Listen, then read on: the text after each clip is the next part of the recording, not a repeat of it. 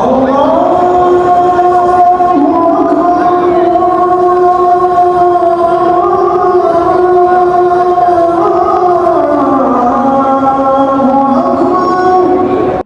Medina পশ্চিম Saudi আরবে হিজরত অঞ্চলে একটি প্রাদেশিক শহর এবং আল মদিনা প্রাদেশিক রাজধানী।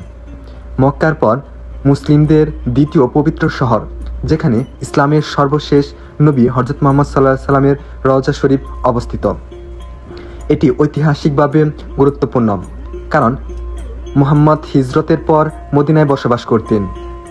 নানান ঐতিহাসিক কারণে মদিনা গুরুত্বপূর্ণ, বিশেষ করে মুসলমানদের কাছে এটি নাগরিকের অন্যতম শ্রদ্ধেয় ও পবিত্র। মসজিদে নববী জিয়ারতের সাথে হজ বা উমরার কোনো সম্পর্ক নেই, এটা আলাদা ইবাদত।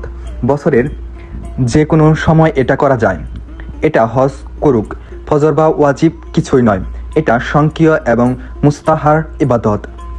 এটি কথা আমাদের মাঝে বহুল প্রচলিত আছে, যেটা হলো যে ব্যক্তি হজ করল অর্থাৎ আমরা জিয়ারতে এলো না, সে আমার প্রতি জুলুম করলুম, এবং ব্যক্তিটি নবী সাল্লাল্লাহু আলাইহি সাল্লামের কোনো হাদিস নয়।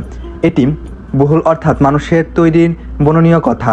এটি মুর্দ অর্থাৎ মানুষের তৈরি বানোয়াট কথা। ইসলাম আবির্ভাবের আগে শহরটি ইয়াসিয়ামির নামে পরিচিত ছিল। ধারণা করা হয় একজন সাল্লাল্লাহু আলাইহি সাল্লামের বাসগৃহের পাশেই এই মসজিদটি নির্মাণ হয়েছিল। তিনি নিজের ব্যক্তিগতভাবে মসজিদটি নির্মাণ কাজের অংশ নিয়েছেন। সে সময় মসজিদের সমন্বয় স্থল, আদালত ও মাদ্রাসা হিসাবে ভূমিকা পালন করেন। পরবর্তীতে কারণে মসজিদ শাসন করা, সম্প্রসারণ, সৌন্দর্য বর্ধন করেন। 2009 খ্রিস্টাব্দে আবার উপদ্বীপের মধ্যে এখানে সর্বপ্রথম বৈদ্যুতিক বাতি জ্বালানো হয়। মসজিদ ও খাদমুন হিজরতের পর হযরত মুহাম্মদ সাল্লাল্লাহু আলাইহি সাল্লাম এই মসজিদে নির্মাণ করেন। তিনি একটি উটে চড়ে মসজিদের স্থানে আসেন। এই স্থানটি দুজন বালকের মালিকানায় ছিলেন। তারা মসজিদের জন্য জায়গাটি বিনামূল্য উপহার হিসাবে দিতে চাইলেও হযরত মুহাম্মদ সাল্লাল্লাহু আলাইহি সাল্লাম স্থানটি কিনে নেন।